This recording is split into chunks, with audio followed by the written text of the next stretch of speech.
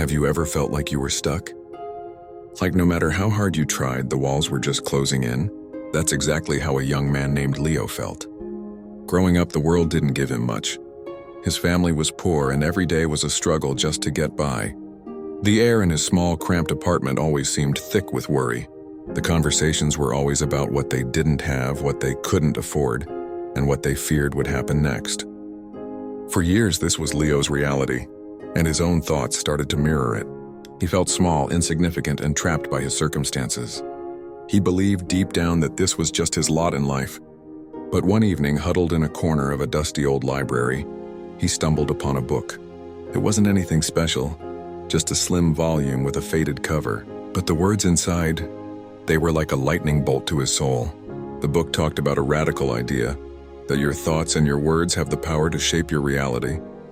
It said that the universe doesn't care where you come from. It only responds to the energy you put out.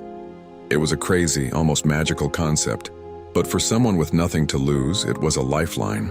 From that day on, Leo decided to run an experiment. He started small. Every morning, instead of waking up with a groan, he'd look in the cracked mirror and say, "I am happy. I am capable. Success is coming to me." When he walked down the street, instead of seeing poverty, he forced himself to see opportunity. He started talking about his future as if it were already a glorious reality. "When I have my own successful business," he'd say to his bewildered family, who thought he'd lost his mind.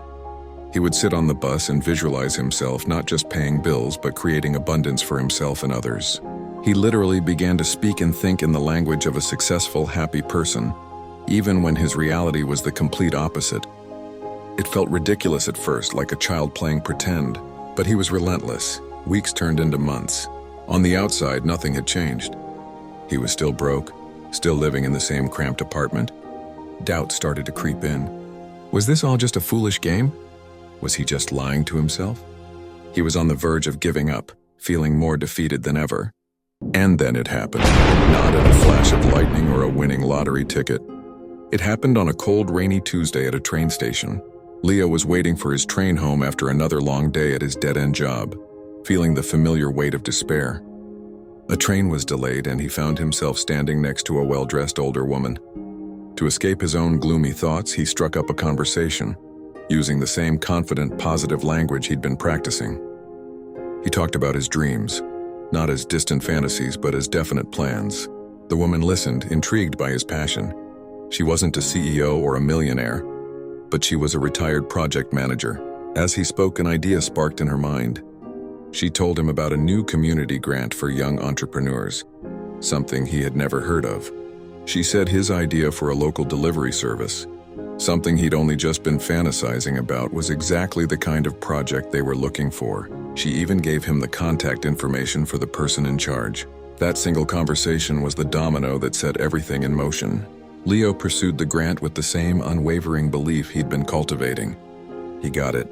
That small seed money was all he needed. He started his delivery service and it grew and grew. He had learned to think like a successful person long before he had a single dollar of success. He had practiced the feeling of abundance when his pockets were empty. Leo's story isn't about magic. It's about a fundamental shift in perspective. He didn't just wish for a better life. He started living the internal version of it first. He aligned his thoughts and his words with the future he wanted. And in doing so, he became a magnet for the one opportunity he needed. The universe didn't just hand him success, it responded to the man he was becoming. So what language are you speaking to the universe today?